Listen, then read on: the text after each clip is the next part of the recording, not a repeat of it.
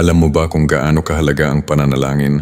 Ito'y napakahalaga upang maranasan natin ang kapangyarihan ng Diyos sa ating buhay. Ngunit madalas, hindi natutupad ang ating mga panalangin dahil hindi natin alam kung paano ang tamang pananalangin. Narito ang 10 mahahalagang mga bagay ng tamang pananalangin ayon sa ating Panginoong Hesus. Una, relation. Ama namin na nasa langit. Ang panalangin ay nagsisimula sa relasyon. Ang salitang Ama ay sumisimbolo ng ating relasyon sa Diyos. Kaya sa pananalangin, hindi tayo dapat lumalapit bilang mga alipin sa Diyos, kundi dapat bilang Kanyang mga anak. Ikalawa, recognition. Ama namin na nasa langit. Ito ay pagkilala natin kung sino ang Diyos at kung nasaan siya. Siya ang Diyos na nasa trono sa langit, higit sa lahat at kataas-taasan, pinakamakapangyarihan sa lahat. Ikatlo, reverence. Sambahin ang ngalan mo.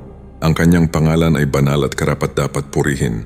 Ipasakop natin ang ating mga puso sa Kanya upang tayo'y Kanyang pagharian. Ika-4, realign. Dumating ang kaharian mo. Masunod ang kalooban mo dito sa lupa gaya ng sa langit. Isinusuko natin ang ating kagustuhan at inaayon ang ating buhay sa Kanya. Tandaan natin na ang Diyos ay siyang hari ng mga hari at Panginoon ng mga Panginoon. Ikalima ay request. Bigyan mo kami ng aming kakanin sa araw-araw.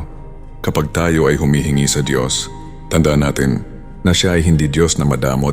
Ibinibigay niya sa atin ang mga bagay na ating tunay na kailangan at yung mas makabubuti sa atin. Ang paghingi sa Diyos ay nagpapatunay na kilala mo ang Diyos at tunay siyang malalapitan. Tandaan mong alam na ng Diyos ang iyong mga pangangailangan sa araw-araw, ngunit nais ng Diyos na tayo ay matuto pa ding lumapit sa Kanya at humingi. Sa kadahilanang ito'y nagpapakita ng ating pagtitiwala sa Kanya bilang ating Panginoon. Ika-6, repent at patawarin mo kami sa aming mga kasalanan. Ang pusong nagsisisi ay pusong tinatanggap ng Diyos dahil ito ay nagpapakita ng ating pagpapakumbaba at pagsuko ng ating buong buhay sa Diyos. Ika-7 ay release.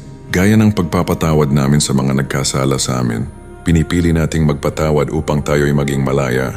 At dahil tayo man ay pinatawad na ng Diyos sa ating mga kasalanan, kaya't nararapat din tayong magpatawad sa iba. Ika-8, roadmap. At huwag mo kaming ipahintulot sa mga tukso. Inaakay tayo ng Diyos sa tamang landas. Ika-9, rescue. At iligtas mo kami sa masama. Ang Diyos ang ating tagapagligtas sa bawat laban. Hindi niya tayo iiwanan at hindi niya tayo pababayaan, kaya manalig lamang tayo sa Kanya palagi. At ang panghuli ay revelation, sapagkat iyo ang kaharian, ang kapangyarihan, at ang kaluwalhatian magpakailanman. Amen.